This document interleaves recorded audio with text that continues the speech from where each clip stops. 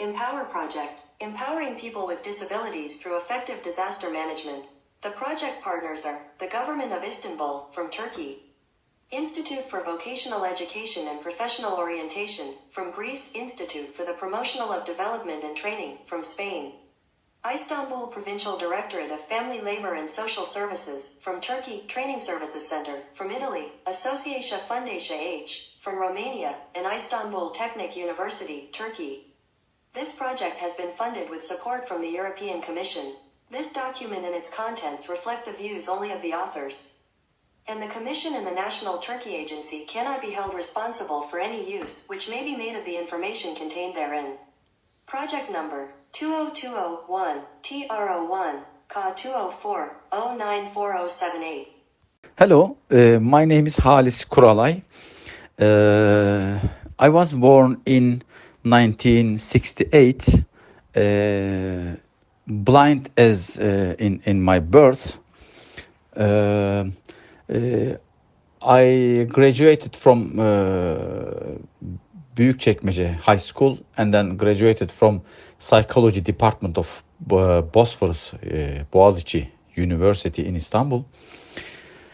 I worked 1.5 years for the same university and then worked as a counselor in schools for 1.5 years, and 10 years I taught English in the schools for the blind, and 7 years I was branch manager of Istanbul National Education Ministry, and then I'm now Assistant Director of Istanbul Family and Social Services Ministry, responsible from the projects now. I'm also an author. I have written 5 books, and I have 4 children. I think that's it. Empower project is a very critical project. Why? Because in earthquakes, natural disasters,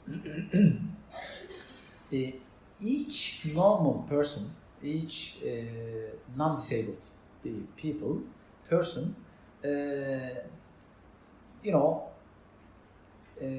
while during the natural disaster is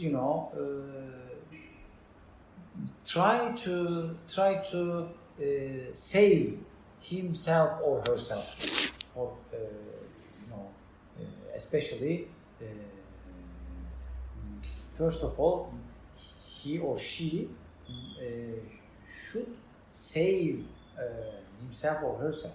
So in order to save himself, because natural disaster is a very quick time, very short time.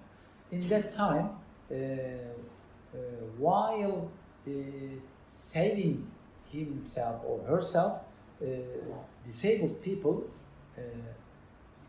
is very possibly forgettable. In order to save himself, he forgets the disabled person at that place. So, in Empower project, we are trying to achieve that. If we are trying to assume that if we empower disabled by themselves, then maybe they will not need so much help from others. So this is very important. Of course, natural disasters, are equal to disabled and non-disabled people, because if earthquake comes, not only normal people but also disabled people as well. So, but anyway, if someone needs how to save himself from disasters, then disabled people need to save themselves as well. Of course, some kind of disadvantages with the disabled people. For example, in an earthquake, maybe after earthquake, some places are shut down, some people are broken down or something like this. Visually impaired normal people can see that there is a problem, but maybe in urgent movement, a blind person, for example, may not understand that there is a problem, there is broken things, there is a broken glasses or something like this. So, in any way, natural disaster training should be given to normal people and disabled people, and if the person who gives the education, who gives the training, natural disaster training, doesn't know about blind people or disabled people, then it will not be beneficiary to blind or visually impaired people. What am I saying? That, for example, if in earthquake, after earthquake, for example, someone who comes to help a blind person, if he doesn't know that blind people cannot benefit from visual cues, but the person came to help give some visual cues, it is not beneficial for the blind person. So, for example, if you don't know how to help a blind person, for example, normally on the way, while blind and non-blind person go together, non-blind person, blind person should take the arm of person who helps him or her. Why? Normally in society, everybody thinks that if you want to help a blind person, you must take a blind person's arm, but it is otherwise. Normally, a blind person must take the person who can see, who can help. What I am trying to say is that in earthquake, if someone comes to help a blind person, try to help him, helping with the visual cues, for example. If you don't know how to communicate with the blind person, then there may be some problems. So the people who help in the earthquake time must know how to communicate with blind and visually impaired and other disabled people. The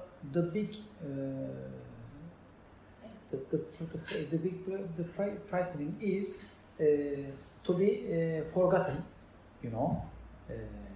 by others. But for example, I will give an example from the earthquake again. In an earthquake, for example, if there is a broken wall, and if some electricity cables are out, then if you and blind people, visually impaired people, tries to understand, tries to perceive everything with touching, by touching. While touching to the wall, for example, you can touch some cables, and then you can be in danger with electricity, for example. This is one example, you know. But if other people, for example, a disabled people who need wheelchair is very difficult, because it is difficult to get on a wheelchair. It is difficult to to walk with wheelchair, or a lot of things. Especially physically handicapped people is, I think, more. I mean, they are in danger more than other disabled people. For example, compare to blind and visually impaired, for example. I think so. For example, mentally retarded people, or autistic people. First of all, these people cannot understand what is happening there, in fire, in earthquake, or other things. There are. I mean, the time will disturb mentally retarded people more than others. They will get in stress. They will worry much more than others. This is, I think, maybe we can say these. In disaster, for disasters, it is, I think, necessary to get the ideas of the disabled people. For example,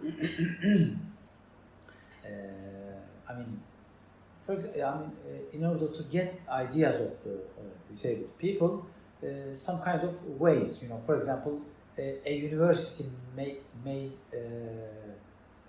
study on this. For example, how can other people help to disabled people, or something like this. This may be some, academic work, maybe. But another way, in decision, in order to decide about some strategy about natural disaster, about disabled people, I think planning groups, making the plan for natural disaster, I think must include some disabled in them, in order to express their feelings, express their ideas, make some contributions or something. This is, of course, much more helpful. And at least disabled people make contribution to solutions, in some way that, for example, how to communicate with blind people, how to communicate with visually impaired. For example, how can you understand that this person is blind? Yes, a blind person is a very, very easy maybe. A blind person can say that, yes, I am blind, for example. That's very good. That's very helpful. But how can a deaf people can say, I am deaf. He or she cannot say this, but somebody must understand that because in earthquake or some natural disaster time, some people will scream, for example, ooh, ah, ooh, some kind of voices, the people who are coming to natural disaster to help, they must understand that this is blind, this is physically handicapped, or this is especially visually impaired, or deaf people, or something like this. This is, of course, a very big need, so, in these aspects, disabled people can contribute some plans, some disaster plans. In 1999, in Istanbul, there is a very big earthquake. I think 7.4. It was night. In 1999, in Istanbul and some other cities, Bursa, Izmit, Sakarya, or some places, there is a very big earthquake. I was affected at that time. I was affected psychologically only because my house doesn't broken down or something like this. But it was in night at 3 o'clock. We were sleeping, and then the earthquake was so big that it is very our house is shaking or something like this, and we were awakened, and then we sat down, and then after it lasted 45 seconds, so it was very big, really. So at that night electricity went away, so I have 2 children. Of course, yes, I am blind, but I think for me, more or less, there is no difference, blind or non-blind people at that night, because since electricity went, everybody doesn't see. So in our building, one neighbor I know, she went under the very deep of the building wrongly. She couldn't understand how to go out or something like this. Yes, psychologically I was affected, but there is no problem for me. One of my child, I got one of my child, and my wife got the other child, so we went out together. Of course, because of worry, we didn't go into our house. We tried to sleep outside. For example, we tried to sleep in a car or something like this. For example, one of my friend, blind friend, says that in their house, everybody worried because of the earthquake, and then he said other neighbors that please take my arm, and then I will take you out, because nobody didn't see or something like this. One of my blind students was affected very deeply because their house shut down completely. So he was a little bit under the house. So somebody help him to go under, to go out of the house, and then so they are still alive. There is no problem. Yes, I can say all this. Of course, in a natural disaster, especially earthquake, how to communicate with, for example, deaf people. First of all, you must speak to him or her face to face, because deaf people can understand your lip sign, lip language. Maybe they can understand from your lips movements that what you are saying. So this is first needed. The other is you must speak very slowly, word by word, as less as abstract words. You don't need to use abstract words, as concrete as possible, because deaf people cannot understand so complicated and so abstract things.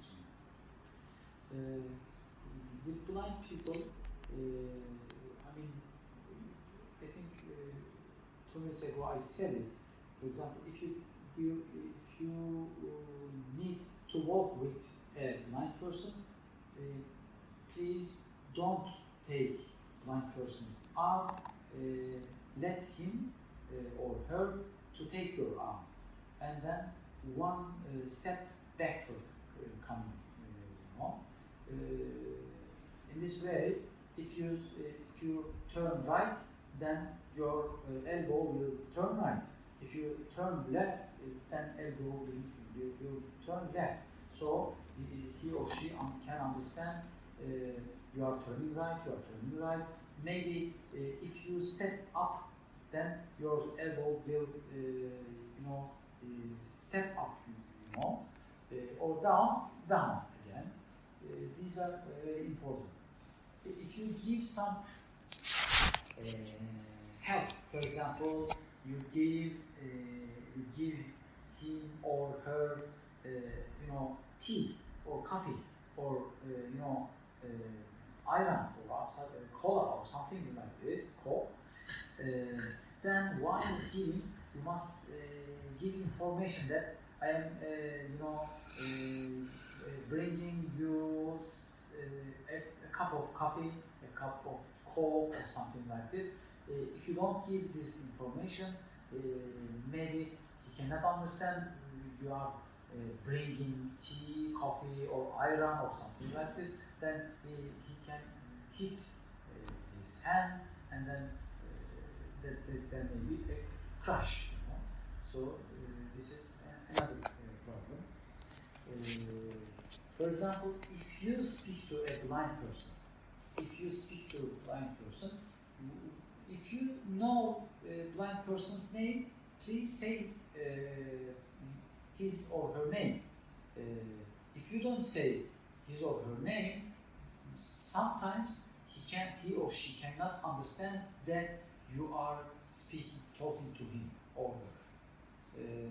If you don't know the name, then, and you understand that he is blind or she is blind, then, for example, if you want to say something to him or her, please, for example, touch his shoulder, for example, that he or she can understand that you are talking to him or her, for example. These are, very basic communication ways, I can say. For example, if you try to help wheelchair person, please don't push him or her without getting permission. Please firstly understand that he or she needs your pushing. If she or he doesn't need to be pushed, then please don't do it. But if you want to do, ask him or her. If he allows, of course you can do. Otherwise, for earthquake or for natural disasters, we must accept that disabled people are really different category. We must take them into consideration, and then if we would like to give them education, then for example, if you are talking to a blind people, for example, if you say that this way, for example, you show with your finger, for example, this way, then she can or he can not understand why you are directing you. Some kind of information about disability is needed to give disaster education, and disabled people really need such education, and then disabled people need to be taken into consideration to make natural disaster plans. Thank you.